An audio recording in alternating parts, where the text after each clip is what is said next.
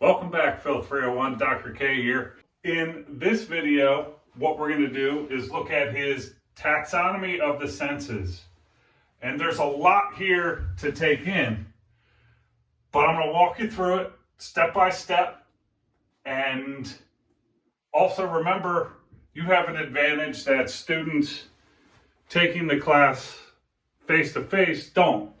They have to copy all this stuff down and get it down in one shot or it's gone. You can go back to this video and look this up and make your own notes as many times as you want. And I recommend that you do things such as that. I tell my students in face-to-face classes, what's on the board should be in your notes. Same thing with these videos that I'm making for you all. So let's get into the topic. So Augustine's Taxonomy of the Senses in Free Will, Book 2. So let's start here. The senses. Augustine divides the senses into two main kinds. We have the senses of the body and senses of the soul. Under the senses of the body, we have smell, taste, touch, hearing, and sight. Under the senses of the soul, we have what he calls the inner sense and the intellectual sense, or the eye of the mind or eye of the soul. So these are the two main divisions of the senses, and these are the particular senses that fall under the two main divisions. Throughout Book 2, he makes various claims about the different senses, and what I want to do now is talk about those various claims. So the first is what I have it labeled as Thesis 1 or Claim 1. And this thesis you could think about really as a set of claims about what the object of each of the particular senses is.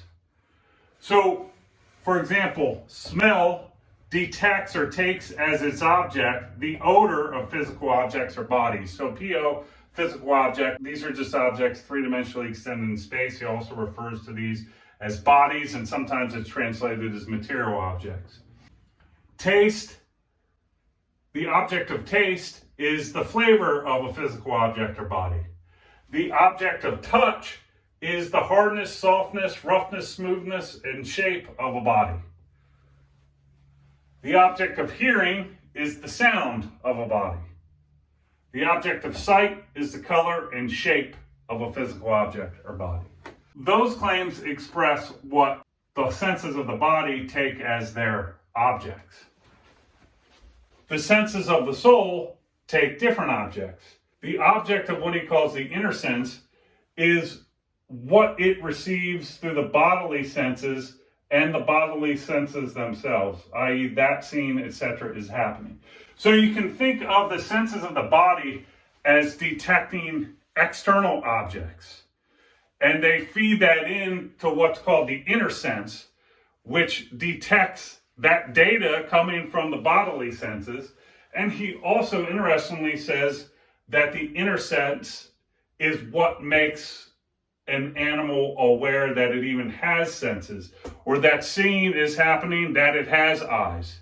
He says something to the effect of, we know animals have an inner sense because they open their eyes. So in a sense, they have to know that they have eyes and that they can see, or else they would never open them. So again, the inner sense detects the data that comes in through the senses of the body. And it also detects the fact that seeing, hearing, tasting, etc. is occurring. It also detects that the animal has the various senses. On the other hand, the intellectual sense, or the eye of the mind, or the eye of the soul, sometimes he refers to it as just reason. What it takes as its object of perception is the intelligibles. These will be things such as truths, like moral truths, mathematical truths, logical truths, the soul itself, and God. So examples of moral truths, which Augustine takes the intellectual sense or the eye of the mind to detect, would be things such as what we call the eternal law, that all things should be properly ordered. Also in Book 2, he brings up claims such that justice is better than injustice, right? This is what he takes to be a moral truth that you grasp with the eye of your mind. Also, the incorruptible is better than the corrupted. Truths such as these. Mathematical truths, you'll see he discusses mathematics a bit in Book 2. It's part of his argument for the existence of God. But one of the truths that he discusses, and which he takes us to see with the eye of the mind, would be 7 plus 3 equals 10, or any type of mathematical truth you can think of. Also, logical truths. So he doesn't discuss these types of truths in Free Choice of the Will, but in another of his books, Against the Academicians, he discusses truths such as nothing both exists and does not exist, or everything that exists is either red or not red. Things such as these. I forget the specific logical truths, but those are examples, right? Which you can see and you can grasp with the eye of your mind. What we've looked at now is the main division of the senses. We've looked at the particular senses that fall under the main subheadings, and we've talked about what the object of each of the particular kinds of senses is. What I'm going to do next is talk about further claims Augustine makes about the senses. So we have here 2a. So you could take from this line over, all the senses that appear from this line over. This claim says these senses are possessed by animals. So maybe not all of them, but at least some animals possess these senses. Whereas no animals, but humans, possess the intellectual sense or the eye of the mind, as it's stated in 2b. This sense is not possessed by animals.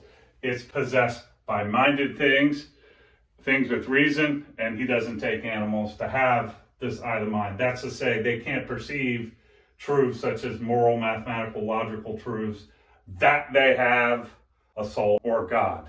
So he takes animals to have an inner sense. He takes them to have some awareness of the fact that they have senses, and that to be aware that sensing is going on. He just doesn't take, he just rejects the idea that they have an eye of the mind. They don't have minds. 3a, these senses do not perceive their objects in their entirety. So if you take smell, taste, touch, hearing, sight, these senses only give you aspects or a certain part of the object that they are detecting. You know, say you're eating an apple, you're detecting the flavor of the apple. And you may see it, but you're only seeing part of it. You can't see its entirety all at once. It's got another side, to say the least. Over time, you may walk around and inspect all the parts, but really those would just be the external parts, and you couldn't see them all at once. You have to be at a time, and what would you have to do to see all the inner parts as well? So same thing, hearing is just part of the object. Touch, you could perhaps touch again the outside of an object, all the parts over time, but not all at once, and you wouldn't get the inner parts as well. So again, 3a, these senses do not perceive their objects in their entirety. When it comes to the intellectual sense or the eye of the mind, this sense does perceive its objects in their entirety. And this is mainly because Augustine doesn't take these things to have parts in the sense of extended parts. It's not as if you perceive part of the moral truth. You grasp the moral truth, you get the moral truth. For example, the incorruptible is better than the corrupted. 4, perception through these senses, right here, through the brackets, perception through these senses involves the object perceived or the parts of it being incorporated into the perceiver. So Augustine takes it that when you smell something, little particles of the object are getting in your nose and actually being lodged into your body, and that is what smelling is when the particles of the object get lodged into your nose. Taste, the same thing. When you've experienced the flavor of something, that's because he takes it to be the particles of that object are actually being embedded in your tongue, and hence that's where you get or experience the flavor. So perception through these senses involves the objects perceived being incorporated into the perceiver.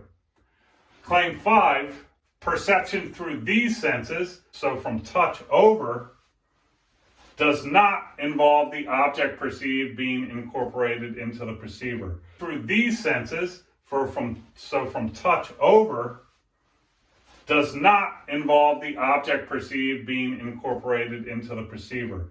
When you detect that truth does not become part of you. I think we'll see why he thinks that when we look at the argument for God, but as a preview, for example, you can be destroyed. Those things can't be. So they're not parts of you. They can't become parts of you, right? The same thing with the color and shape of physical objects, the sound. Those things don't become parts of you. Something in you, for example, with sound is stimulated, and hence you hear the sound or you see the color and the shape of the physical object, but that's not because particles of the object are being incorporated into your eyes. At least this is what he says in Free Choice of the Will. The same thing if you can contemplate God, that doesn't involve God becoming part of you, right? You have an understanding, but he's not part of you in the same way as when you experience the flavor or the smell of something, part of that object has become part of you. So in this video, what we did is discuss Augustine's taxonomy or division of the senses in Book 2. We talked about the major division of the senses. Then we talked about the particular senses that fall under each of the major divisions. We also talked about various claims Augustine makes about the senses throughout Book 2. I think some of the most interesting things that he says about the senses concern the intellectual sense or the eye of the mind. This is a term or an idea I had not run into until I read Augustine. So why think there is an eye of the mind, right? Augustine is asserting that there is and laying out this taxonomy, but the question we're going to ask in the next video is why think that there is such a sense? And we're going to see Augustine give 4 arguments for the claim that there is an intellectual sense or eye of the mind in the next video. I'll see you in the next video. And look, as with all videos, this is what Augustine thinks. But what do you think? Has Augustine described the senses accurately, and has he accurately laid out what the objects are? Why even think there is an intellectual sense, right? For all we know, might there be further senses besides the ones he's laid out in his taxonomy?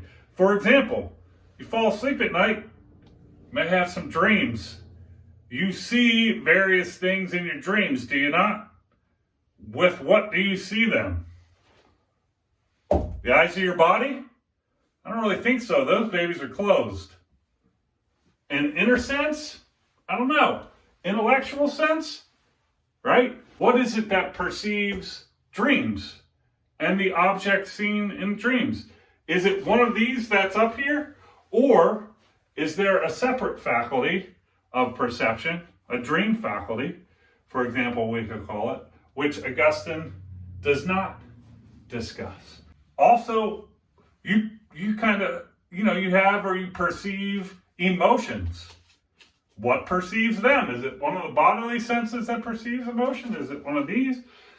Anytime I give you something and I lay out what a various philosopher says, in this case, Augustine, I always want you to think for yourself about what's being said and whether you disagree with it, whether you think some things are left out. And it could always be, I failed to represent some things that the philosopher discussed about. The main point here is we don't want to lose sight, and the philosophers we're discussing wouldn't want us to lose sight about the main point of philosophy, which is not learning about a bunch of what other people have said, but learning to think for ourselves. Of course, we need to learn some of what these great thinkers have thought, because that's part of the course. We're studying medieval philosophy. But never forget, I'm also encouraging you to think for yourself and challenge their views and ask questions, especially after you've sought to understand what the point is, not too hastily or uncharitably. Dr. K out.